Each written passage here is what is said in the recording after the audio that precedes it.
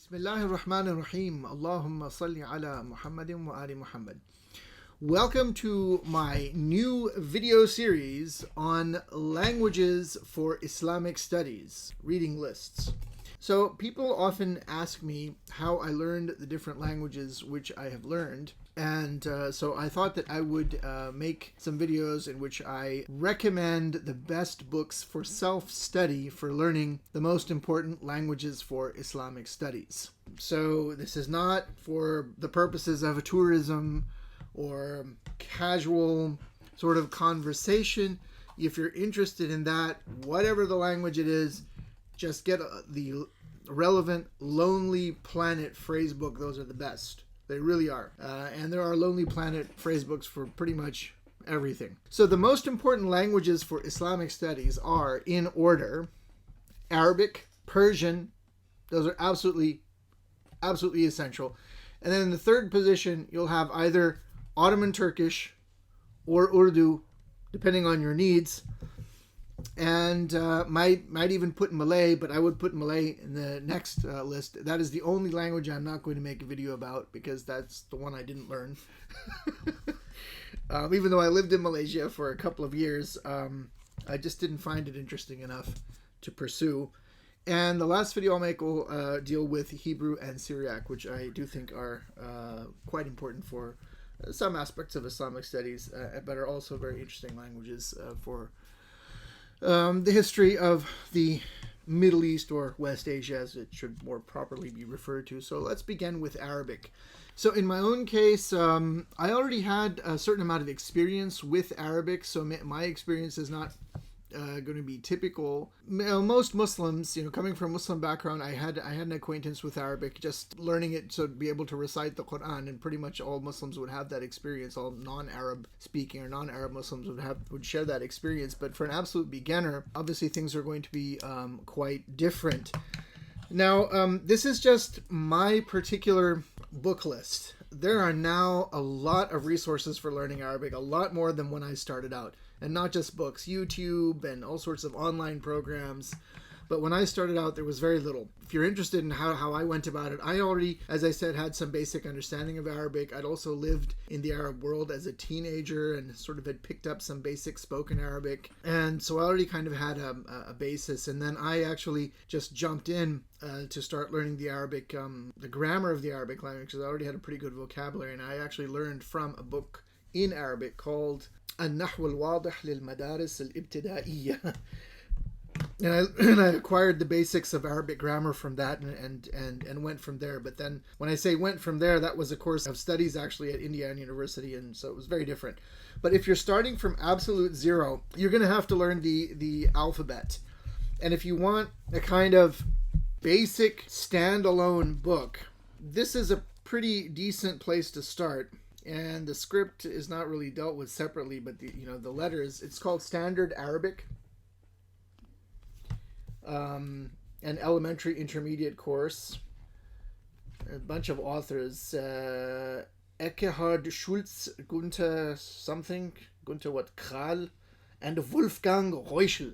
I think I remember when this book first came out actually in German, but I never used it. But this is the English version, and then it's followed by something called Standard Arabic and Advanced course. These are kind of expensive, but if you're also just studying by yourself, there's a lot of work, there's a lot of Arabic to learn, but this is some place you could start if you wanted a full standalone course covering the living language of Arabic, or what would probably be called Modern Standard Arabic.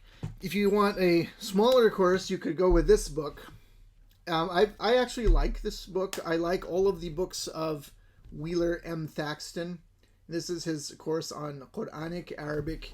Unfortunately, the terminology is very sort of technical in the sense that he assumes you have a very good knowledge of terms from linguistics and so forth. But it does a very good job of covering the grammar. And the exercises are quite good, and the vocabulary is restricted, and it really gets you into the language of the Quran quite easily. And if you have a good basis in classical Arabic, then the dialects are not difficult. So that's another aspect of Arabic. There is a very, very pronounced diglossia situation, as linguists call it in Arabic. diglossia is a linguistic phenomenon in which you have two very different levels or registers of a language. A kind of high educated, especially in a written and educated speech version of the language, and a more relaxed, if you like, informal, vernacular or slang version of the language. And in Arabic, that's very, very pronounced. And what makes it complicated is like every country has its vernacular or its dialect. So Egyptian Arabic is different than, let's say, Saudi Arabian Arabic is different from, let's say, Palestinian is different from Iraqi, is different from Moroccan. And indeed, within a country, within Egypt, for example, a country in which I lived in for many years, you'll have differences. Within even a small area like Palestine, you'll have differences. So what's the one you're most experienced with, or the one you understand the best out of all the dialects? I'm not going to ask what's the best or what's the favorite, because that's a dumb question. It's a very subjective thing. I mean, everybody has their favorite, and each person, people in get each country, offended. and people get offended. Whatever country you go to, they say our dialect is closest to the classical language. Wherever you go. Yeah, I understand Egyptian very well just because of experience and because I lived in Egypt for a long time. But I also understand, different varieties of Gulf Arabic, Khaliji Arabic, and Iraqi Arabic as well, although I've never been to Iraq. But, nowadays with YouTube and so forth. So honestly, in your objective opinion, well, I don't know objective, what do you think, in your opinion, is the one closest? There's no answer to that question. Really? They're all equally remote. I mean, they all deviate from the classical language. Otherwise, they wouldn't be vernaculars. So the question is really kind of silly, I think. I thought there might have been one, maybe. Well, if you really push me on it, I would say there is one, but it's an extreme example. You don't want to say it now? Or? No, I'm going to say it. It's Maltese. What?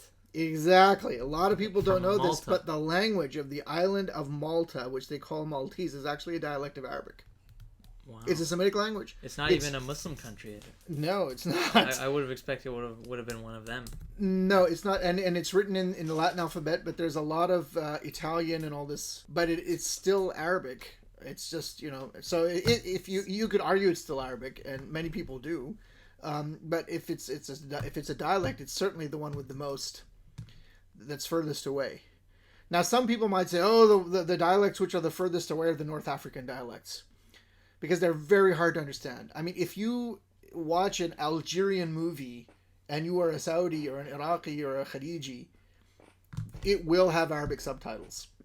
But it's still Arabic. They just have a lot of pronunciation, and there are a certain amount of French words and Berber words and so forth. But you have French words in Lebanese people use French words all the time. Yeah, so learning the dialects is a whole other thing. If you want to learn a dialect, you really should study the classical language and then go and live in whatever country you traveled or visit whatever country's dialect you're interested in.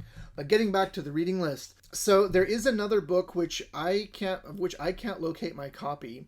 It's called Modern Literary Arabic by Cowan. And that's also quite useful for self-study. But really, the difficult thing with Arabic is getting all the grammar done. And I have not used these books, but for Arabic grammar, my son recommends these, as do some other students of mine.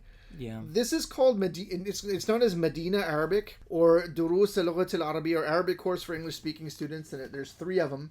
These are the best for any level, I think, especially for kids. This is probably the best. Just for grammar. Because it has a lot of good pictures, and it also has English explanations in the back, which are very useful as well. So this is something also that I would recommend, and there's 3 of them, right? There's 3 volumes by Dr. V. Abdul Rahim. Now, I was told recently by a friend of mine who is learning Arabic and really likes the Medina Arabic books, that this series also has a website put together by the author with all sorts of online materials for the grammar. Yeah, if you just look up his name on YouTube, he's got all these long lectures. Right, so you just need to search him, but if we can find the link, I think we should put it up with the video. Now, there was someone named, is it Rashid al-Shartuni or Rashid al-Shartuni?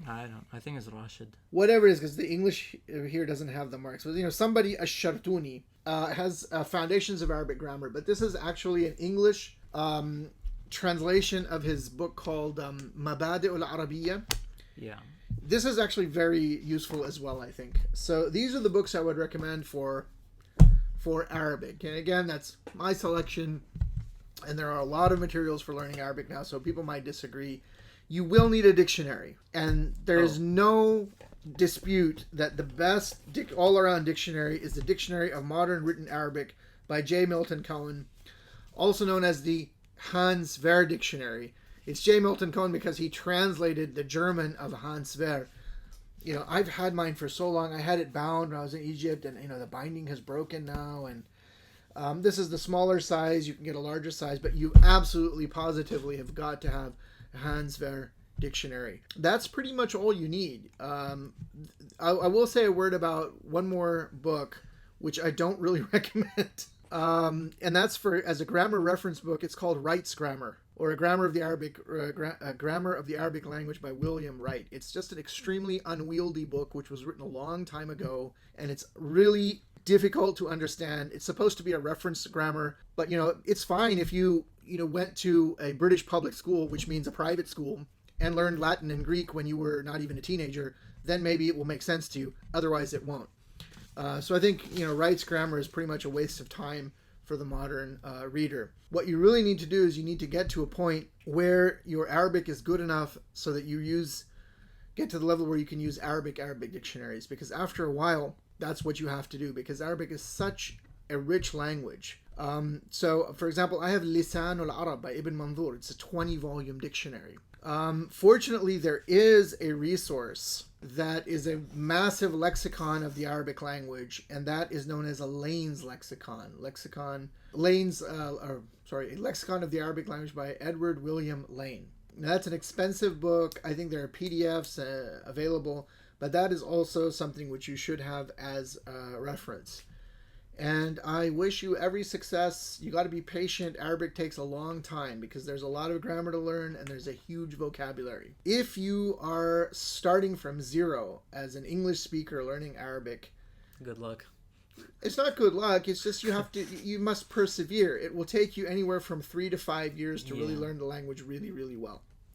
But I do think that if you work really hard, you can get all of the grammar down. If you keep the vocabulary low, you can get all the grammar done in, I would say, 160 hours, which means you spread it out over 160 hours or so of instruction over 2 months. So that means you would work, what? 5 hours a day, 4 hours a day, 5 days a week. So you'd have 20 hours a week, right? So 2, 4, 6, 8. So that's 80 hours in a month. But then the problem is it's not just study. You're going to have to put in some extra sort of drill time and so forth. So 3 or 4 hours. So you're really talking something like 7 or 8 hours a day for 2 months. Not everyone can do that, you know, if you have other things to do, but that's probably what it takes to get all of the rules and everything in your head, because there's verb conjugations, there's lots of things you have to learn. Anyway, I've spoken a lot about Arabic, so that's my reading list. I wish you every success with teaching yourself Arabic. Thank you for watching.